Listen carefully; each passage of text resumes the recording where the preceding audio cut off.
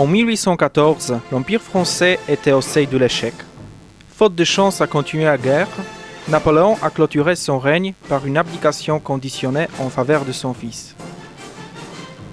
Le 6 avril 1814 et ensuite le 12 avril, abdication sans condition.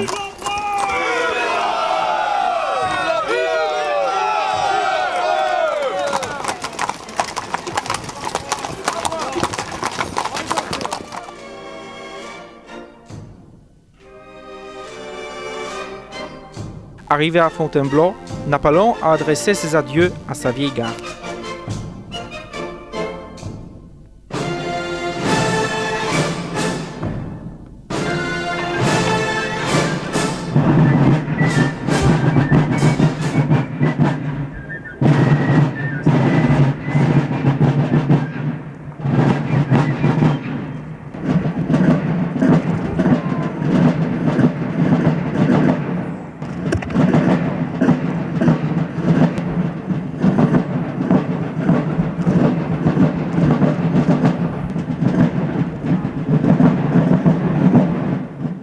Soldats de ma vieille garde,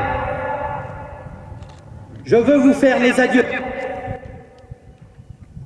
Depuis 20 ans, je vous ai trouvé constamment sur le chemin de l'honneur et de la victoire.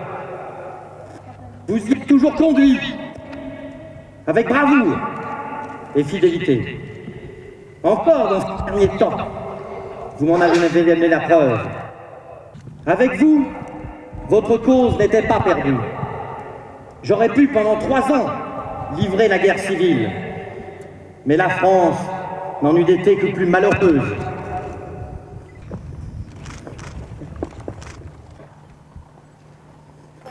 Donc Napoléon, en fait, je le connais personnellement, Monsieur Franck Sanson, ça fait plus de 10 ans que je suis son ami. Et il y a 5 ans, j'ai été le voir à Waterloo en tant que spectateur. Et j'ai été donc ébloui par le spectacle.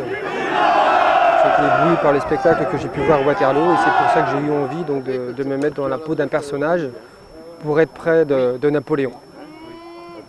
Le Chartres, je suis moniteur auto-école en France, j'habite Rennes et je fais de la reconstitution historique depuis 5 ans.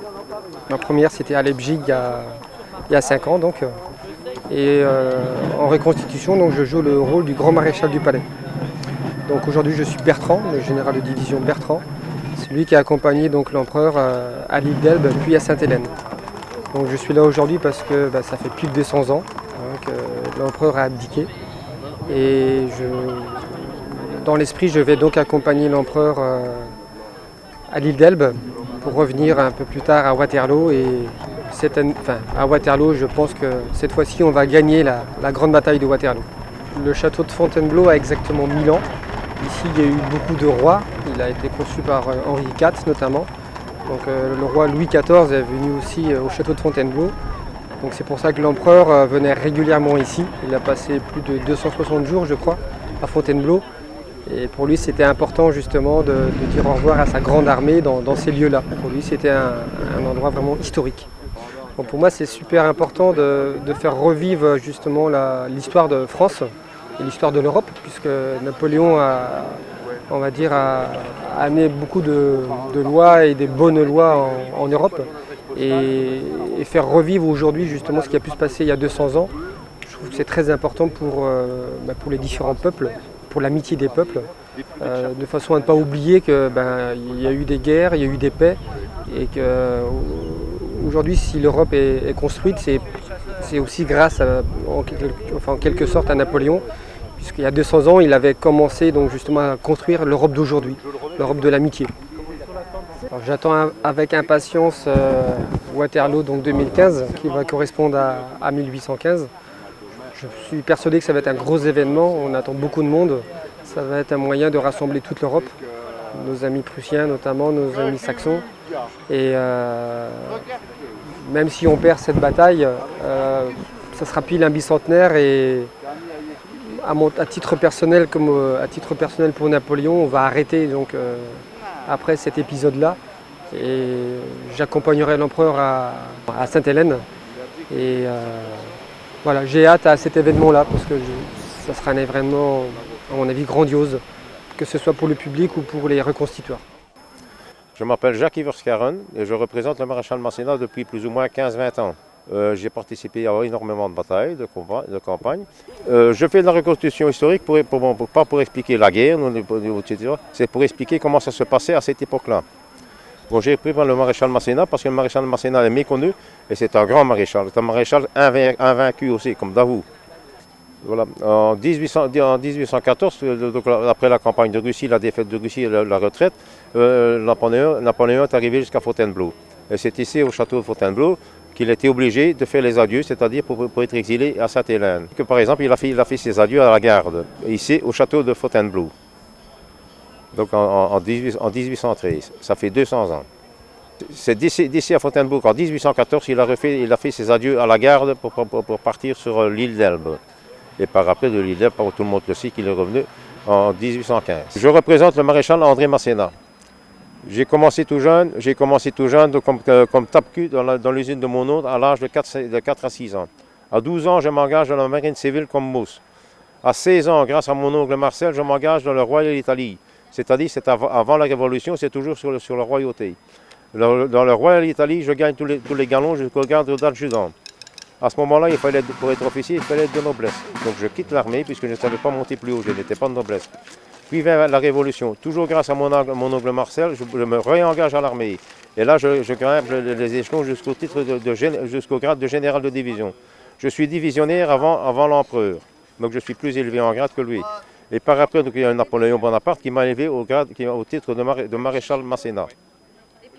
En 1814, l'empereur qui revient de Russie après les psychocées, etc., donc nous venons en France, avec toujours les colonisés contre lui. Il fait la bataille en Nogent, Montereau, puis une grande victoire à Reims. Reims vaincu, c'est la dernière victoire ici en France, dans la campagne de France. Et puis pour finir, il se retranche ici sur Fontainebleau. Et c'est ici de Fontainebleau qu'il a dû partir pour l'île d'Elbe. Eh bien voilà, aujourd'hui à Fontainebleau, on a entre 350 et 400 participants, reconstitueurs. Dans la reconstitueur, il y a des Français, il y a des Belges, il y a des Allemands, il y a des Russes, des Polonais. Voilà, j'ai oublié nos Canadiens. Il y a des Canadiens aussi qui sont ici pour faire la reconstitution et le bicentenaire des adieux de Fontainebleau. Il ne faut pas oublier que le Canada n'est pas la porte à côté. Parce que quelqu'un m'a simplement demandé d'essayer, et puis c'est ainsi que je me suis intéressé à l'histoire de Napoléon, l'histoire du Premier Empire. Non pas pour les batailles ni pour les guerres, mais pour l'histoire qui s'est passée. Pour montrer que, il ne faut pas oublier que dans toute l'Europe, tout le monde a participé à un ancêtre qui a participé à cette campagne. Et donc Napoléon est quelqu'un qui a su rallier beaucoup de gens. Et ce qu'il voulait faire, c'est faire l'Europe qu'on a maintenant à l'heure actuelle. Seulement, il y avait les royautés qui étaient là contre lui, et c'est ainsi que Napoléon a dû se battre. Napoléon n'a jamais déclaré la guerre à personne. C'est toujours les Alliés qui lui ont déclaré la guerre. Je vais parler de mes décorations ici, parce que tout le monde voit des décorations sans savoir ce que c'est. Voilà, ce sont toutes des grandes croix, ce sont le titre le plus élevé. Ceci ici, c'est la Légion d'honneur, la grande croix de la Légion d'honneur. Ceci, c'est la couronne de fer. Ceci, c'est la couronne de fer d'Italie. Ça, c'est Saint-Étienne de Hongrie qui m'a été remise par Marie-Thérèse d'Autriche. Et ceci est Fidélité de Bade. Bade était un comté en Allemagne. Le château de Fontainebleau, ancienne résidence royale entourée de parcs du style français, situé environ à 55 km au sud du centre historique de Paris. Au XVIe siècle, sous la règne de François Ier, cette résidence subit plusieurs métamorphoses auxquelles elle doit son image actuelle de palais de Renaissance et de maniérisme. Le château de Fontainebleau peut s'enorgueillir d'avoir connu la présence souveraine continue des dynasties des Capétiens, Valois, Bourbons et Bonaparte.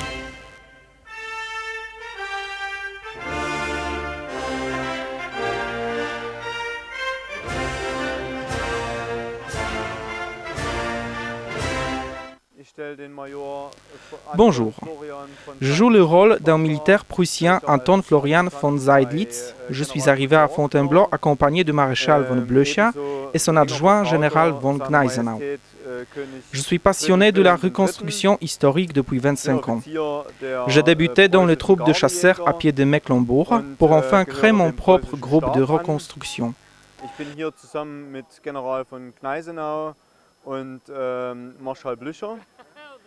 Je me suis incarné dans le personnage de l'officier adjoint du général von Yorck, aussi bien que l'officier adjoint du roi de Prusse, Frédéric Guillaume III. Wir werden jetzt zum Schloss gehen und werden uns das Schloss anschauen. Ich bin seit jetzt im Oktober, während es 25 Jahre, also seit En 2013, nous avons célébré en Allemagne le 200e anniversaire de la campagne napoléonienne en participant activement aux reconstructions historiques. Wie man sieht, mittlerweile im Stab. Ich betreibe dieses Hobby, weil ich das einen sehr netten Ausgleich finde zu meinem Alltag. Actuellement, nous sommes en France, à Fontainebleau, et l'année prochaine, nous avons l'intention de joindre les troupes historiques au bicentenaire de la bataille de Waterloo. Dieses Jahr die Kampagne de France mit den 200-Jahr-Feiern in Frankreich. Ich hoffe, dass wir das bis 1815, also sprich Waterloo, im nächsten Jahr ganz gut überstehen. Und wir werden sehen, wie es hier weitergeht. L'association a été créée par une poignée de passionnés en 2008.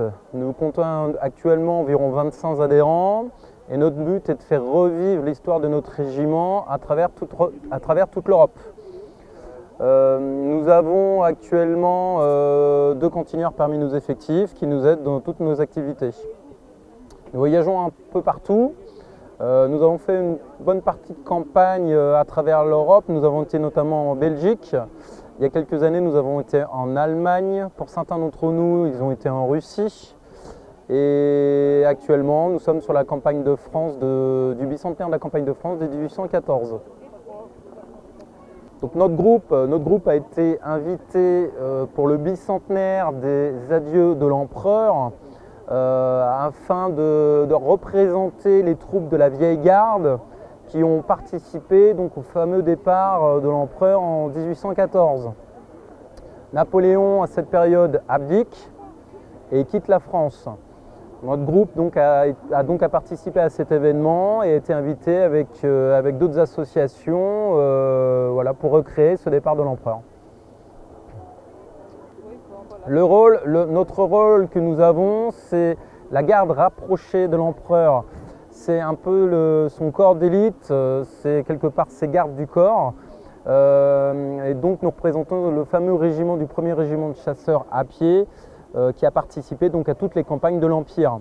C'était ces fameux grognards qui étaient parmi ces sujets les plus fidèles et il fallait à l'époque faire une certaine taille et pouvoir représenter, on va dire, un petit peu l'élite de différents régiments pour pouvoir rentrer dans la garde impériale. Il fallait avoir minimum 10 ans de service, faire une taille particulière, minimum 1,73 m pour les chasseurs à pied et avoir une lettre patentée de son officier supérieur de façon à pouvoir rentrer dans la garde impériale.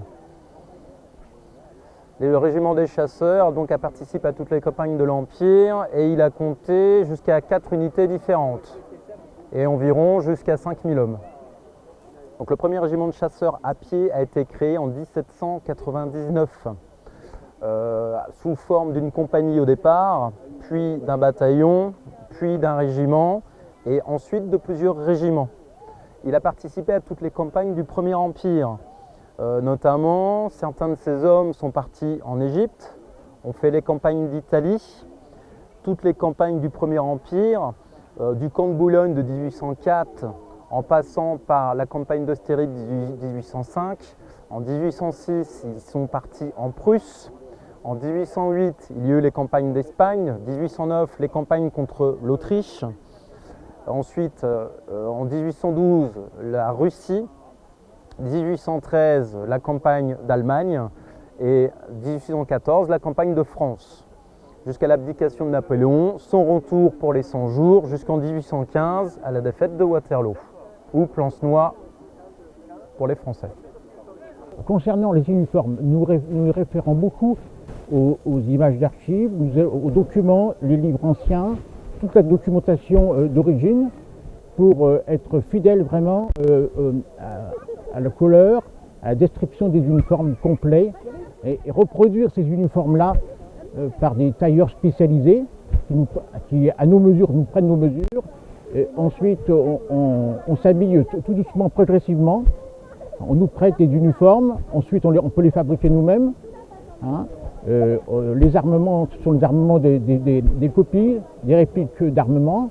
Quelquefois, c'est des vrais fusils, des vrais sabres. Et donc, on cherche à reproduire le plus fidèlement les uniformes et les armes de nos ancêtres.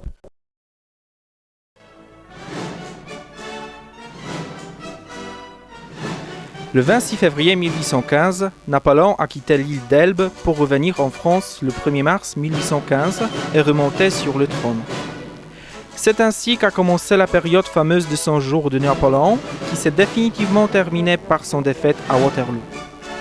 Les guerres napoléoniennes ont pris fin sur le territoire de Belgique en 1815 par la reddition de France et l'internement de Napoléon renversé sur l'île de Sainte-Hélène, située au milieu de l'océan Atlantique Sud.